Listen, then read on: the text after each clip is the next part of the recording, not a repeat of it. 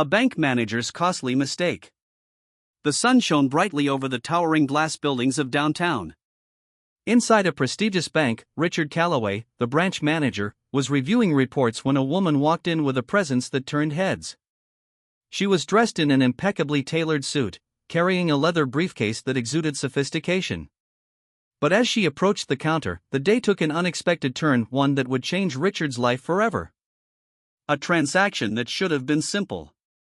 "Good morning," the woman greeted the teller with a calm yet commanding tone. "I'd like to deposit this check into my account." The teller took one look at the check and hesitated. It was an 8-figure amount, not something she saw every day. Quickly regaining her composure, she nodded and said, "One moment, please. I'll have to get my manager to approve this." As she walked toward Richard's office, she whispered, "Sir, there's a woman here with a massive check." Richard barely glanced up. "Tell her I'll handle it." When he finally looked at the check, his expression darkened. He scrutinized every detail, barely concealing his skepticism. "This is quite a large sum," he muttered. "I'll need to verify the source of these funds." The woman remained poised. "All necessary documentation is listed on the check. Feel free to contact my legal team if you have concerns." But Richard wasn't satisfied. "Even so, I'll need to delay this transaction for further verification. Perhaps you could provide additional proof of your business's legitimacy?" Her brows furrowed slightly, but her voice stayed even. "I expect this to be processed without unnecessary delay." Richard leaned back in his chair.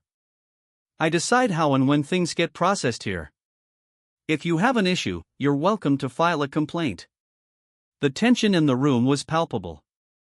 A young teller named Eliza, standing nearby, couldn't stay silent any longer. "Mr. Calloway, I recognize this client. She has done large transactions with us before." Richard dismissed her with a cold glance.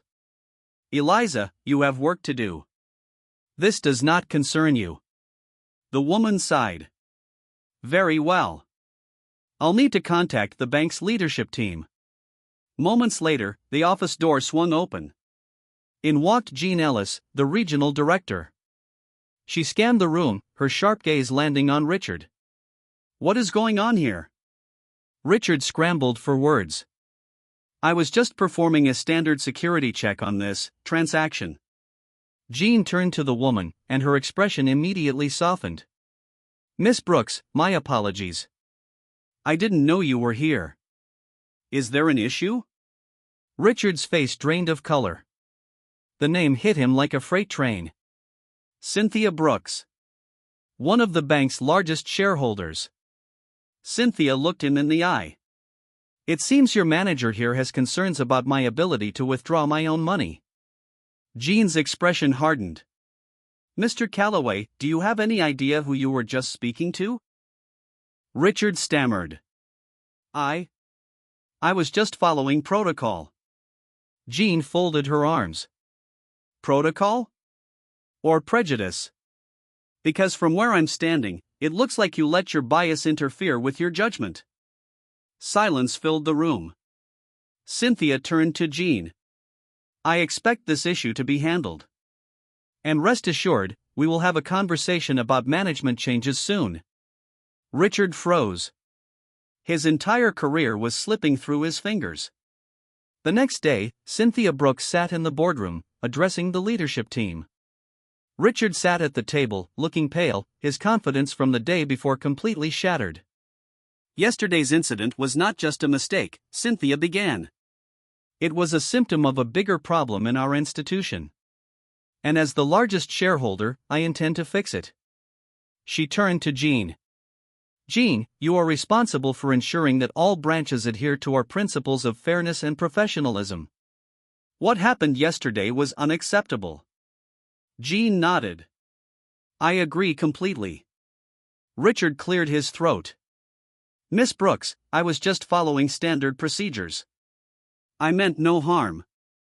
Cynthia's eyes narrowed. "No harm?" "You ignored my credentials, dismissed my legal team, and refused to process my check despite all documentation being in place." "That is not standard procedure, it's bias." Richard lowered his gaze. He knew there was nothing he could say to defend himself. Cynthia addressed the room. We are implementing immediate changes. Mandatory training for all staff on professionalism and bias awareness. A review of internal protocols to prevent discrimination.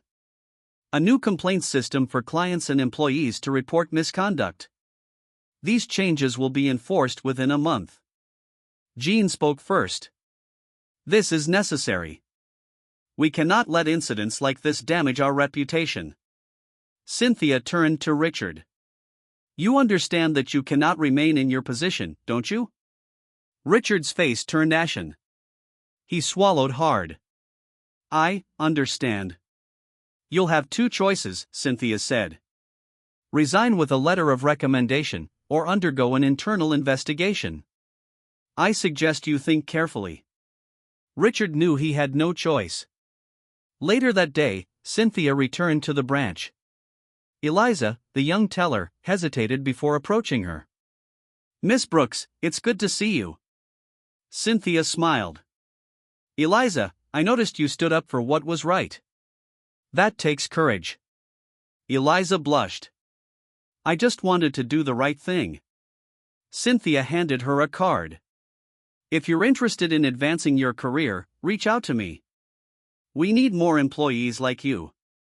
Eliza's eyes widened in surprise. Thank you, Miss Brooks.